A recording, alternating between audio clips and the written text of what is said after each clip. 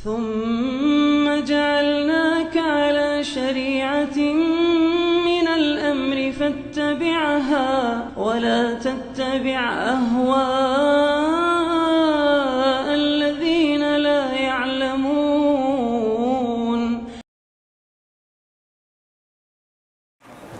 Bismillahirrahmanirrahim. Assalamualaikum warahmatullahi wabarakatuh. Alhamdulillahirabbil alamin.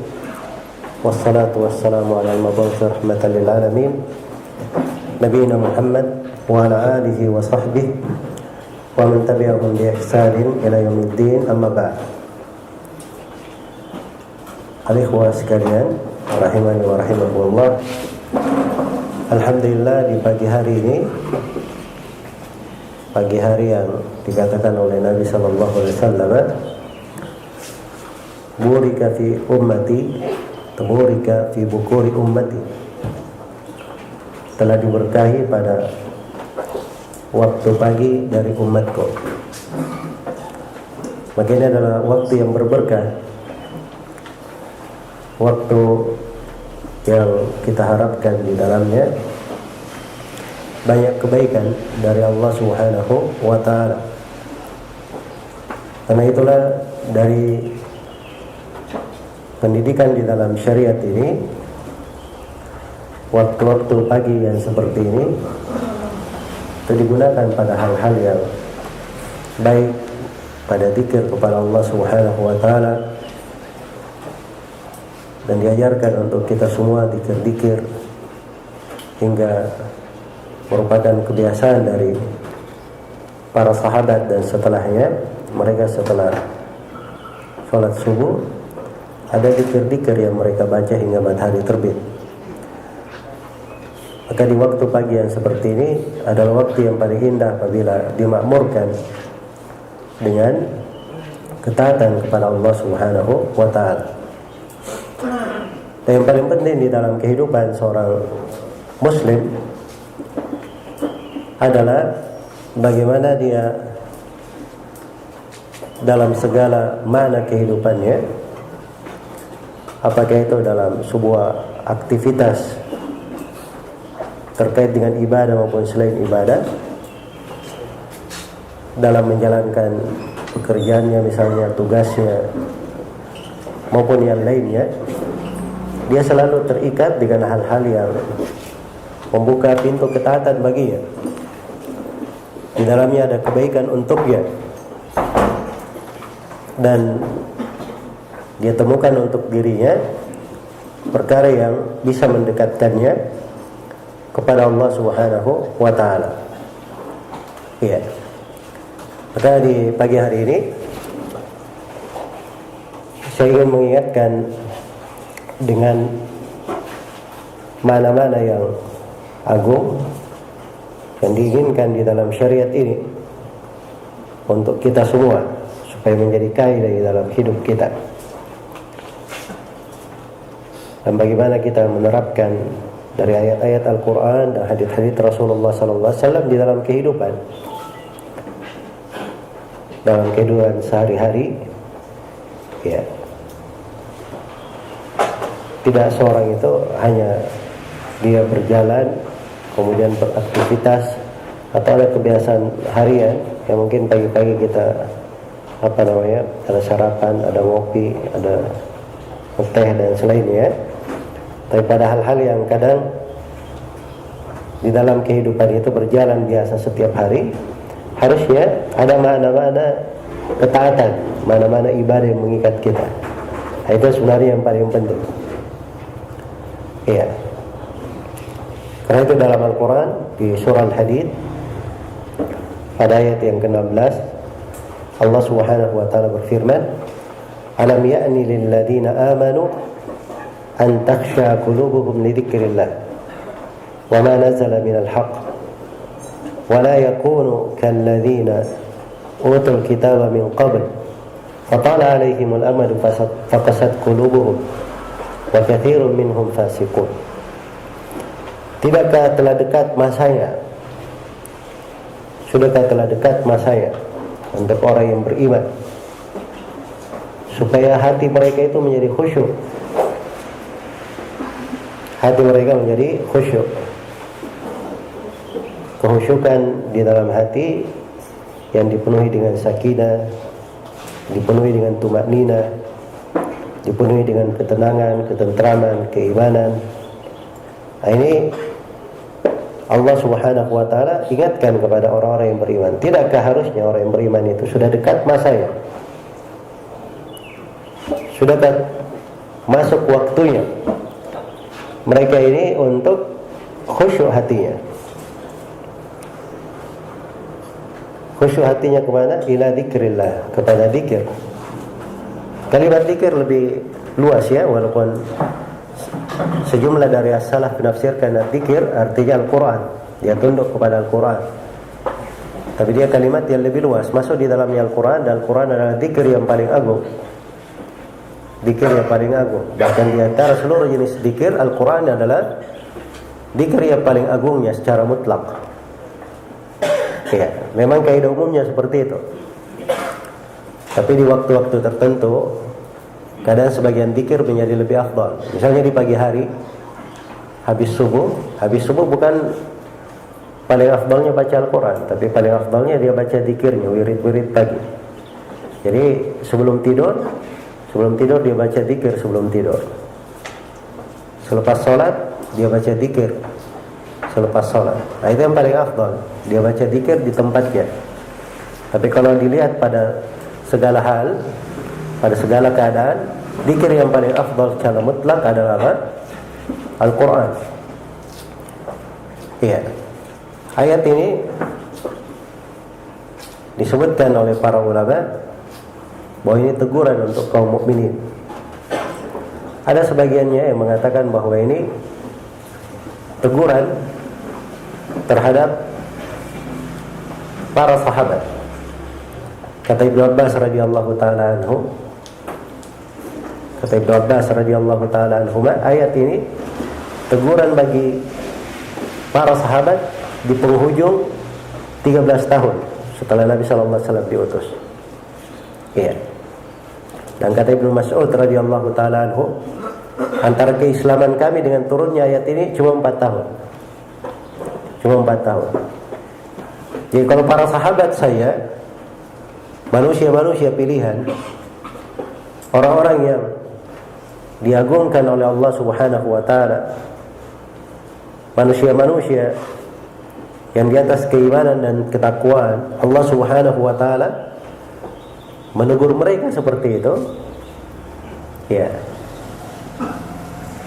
dianggap lambat sehingga harusnya mereka ini sudah khusyuk hatinya. Maka bagaimana pula dengan kita? Bagaimana pula dengan kita? Karena itulah seorang itu selalu memenuhi hidupnya dengan makna yang mengantarnya kepada kebaikan, dengan hal yang mengingatkannya kepada Allah, membuat hatinya menjadi tenang, dipenuhi dengan sakinah dan seterusnya. Ini harus diperhatikan hal-hal yang berjalan di dalam kehidupannya, bukan di dalam pintu ketaatan saja, bahkan pada hal-hal yang biasa, makan, minum, tidur, itu harusnya bernilai ibadah untuk seorang. Dia perhatikan bagaimana caranya bisa bernilai ibadah. Dan suatu hal yang subhanallah menjadi pelajaran besar terkait dengan ayat ini disebutkan oleh Imam Al-Qurtubi rahimahullah di dalam tafsirnya, kisah Al-Imam Al-Fudail bin Iyad. Gara-gara ayat ini beliau bertobat.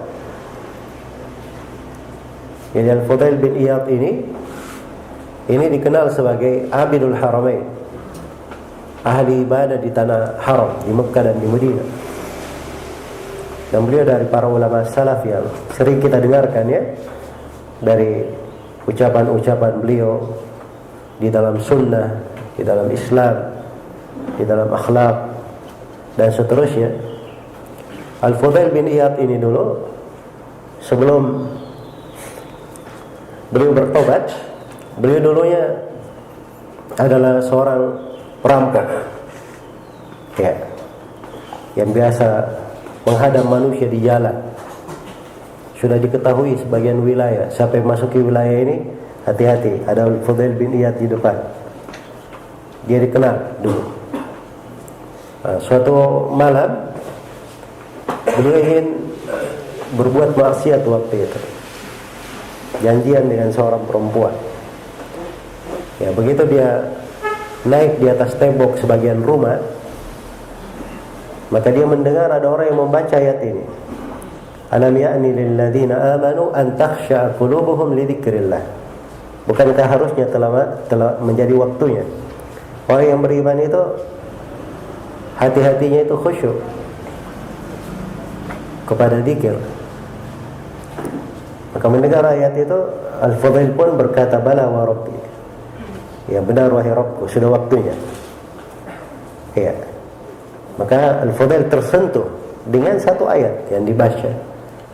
Orang yang membacanya ini membaca dalam keadaan sholat. Dia bukan baca, lihat Fudail bin Iyad, kamu, dia bacakan ayat itu, tidak.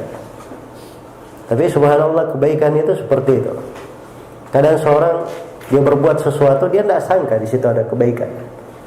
Tapi karena memang amalannya amalan kebaikan, dia sholat, ya, di malam hari. Ya. Bisa saja Allah Subhanahu wa taala jadikan hal tersebut kebaikan untuk dirinya, bisa menjadi kebaikan untuk orang lain. Dan rahmat Allah itu sangat luas. Maka mendengar ayat itu, Al-Fudail pun sudah berniat untuk bertobat. Maka dia pergi ke bangunan rusak. Tidak ada penghuni di situ, maksudnya tidak ada penghuni tetapnya. Tapi dia dapati di situ para musafir sedang singgah di bangunan itu. Mereka sedang bicara-bicara. Ya, pembicaraan mereka, wah ini di malam ini hati-hati kita. Ada Al-Fudail bin Iyad di sekitar kita. Karena sudah dimalui mereka berada di wilayah ya. Kata Al-Fudail bin Iyad, subhanallah, saya di malam seperti ini ingin melakukan maksiat. Bersamaan dengan itu ada sekelompok dari kaum muslimin yang takut dari saya, takut dari gangguan saya. Maka dia pun berkata, ya Allah, saya bertobat kepadamu dengan sebenar-benar tobat, dan saya jadikan tobatku, saya akan tinggal di tanah harammu. Maka Al-Fudail bin Iyad pun berada di Mekah dan di Madinah, berada di Mekah, beliau beribadah dan menghabiskan umurnya di sana dengan ibadah, rahimahullah ta'ala. Maka ini sebuah ayat di dalam Al-Quran, ya, bisa menjadi satu sebab yang merubah kehidupan seseorang, Nah, karena itulah kita juga berusaha bagaimana di dalam kehidupan kita ini kita selalu memakmurkan hari-hari kehidupan kita dengan ketaatan, dengan berzikir kepada Allah Subhanahu wa taala. Dan itu telah disiapkan sebab-sebabnya, dan telah dituntunkan syariat yang mengantar kepada hal tersebut. Ada sebab-sebab yang dengannya membuat hati itu menjadi lembut. Ada sebab-sebab yang dengannya hati itu dipenuhi dengan sakinah dan ketenangan. Ada yang dengan diberikan dari sebab-sebab hal yang membuat kekerasan di dalam hati itu menjadi pergi, menjadi sirna atau berkurang. Maka ini semuanya dari kebaikan-kebaikan yang Allah bukakan. Nah, kalau kita tidak menyambutnya, tidak berusaha menerapkannya di dalam kehidupan kita, ini akan menjadi apa? Menjadi permasalahan. Para sahabat saya, mereka telah memperjuangkan Islam, beriman bersama Rasulullah sallallahu alaihi wasallam. Mereka menanggung dari berbagai derita di pasir Mekah, sebagaimana yang telah dimalui. Mereka sebagiannya berhijrah ke Habasyah. Bersamaan dengan itu turun ayat ini. Alam ya'ni lil ladzina amanu an takhsha'a qulubuhum li dzikrillahi wa ma nazala minal haqq. Tidakkah telah dekat masanya untuk orang yang beriman agar supaya hati-hati mereka itu tunduk kepada dzikir dan tunduk kepada apa yang turun berupa kebenaran. Iya. Wala yakunu kalladzina utul kitaba min qabl, dan jangan mereka seperti ahlul kitab sebelumnya, orang-orang Yahudi dan Nasara. Dan sini peringatan ya tentang tidak bolehnya kita menapaki jalannya orang-orang Yahudi dan Nasara. Dan jangan mereka seperti ahlul kitab sebelumnya. Bagaimana ahlul kitab itu? Ya. Fatala alaihimul amadu faqasat qulubuhum. Masa menjadi panjang, akhirnya hatinya berubah menjadi keras. Iya, ini peringatan ya. Karena kadang seseorang itu dia hadir di majelis ilmu, dia hadir di tempat-tempat taklim, tapi kadang ada yang alfa di waktu yang lama. Ya, akhirnya tadinya hatinya sudah bagus ketika hadir di majelis ilmu, ya mudah dia khusyuk, gampang dia menerima. Karena waktu yang lama ini akhirnya hatinya berubah menjadi keras. Ini hati-hati. Ini sifatnya ahlul kitab. Sifat ahlul kitab. Adapun orang yang beriman, dia tidak seperti itu.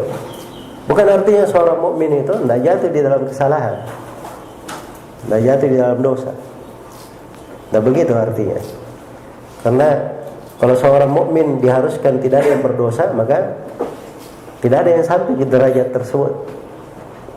Tapi dosa itu seorang jatuh di dalamnya, dia ikuti dengan taubat dan istighfar, maka dia dapatkan pintu ibadah di dalamnya. Iya.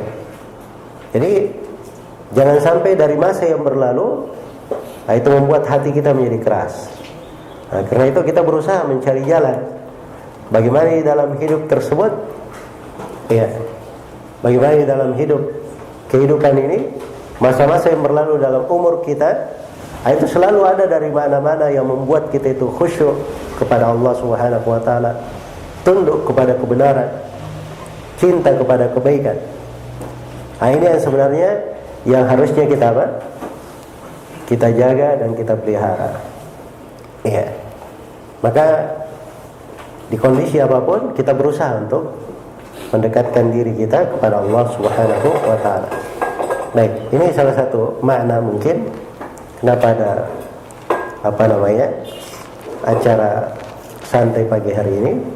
Ya memang duduk seorang kadang dia melakukan aktivitasnya biasa di pagi hari, tapi ada hal-hal yang dia ikat dengannya untuk mengingat kepada Allah, ya melembutkan hatinya, perkara-perkara yang bisa menambah ketaatan baginya. Iya, wallahu taala alam. Ini mungkin kalimat-kalimat ringkas yang bisa saya sampaikan. Dan di pagi hari ini sebenarnya kebanyakan pembahasan itu terkait dengan tanya jawab saya. Ya, pembahasan terkait dengan masalah-masalah yang dihadapi.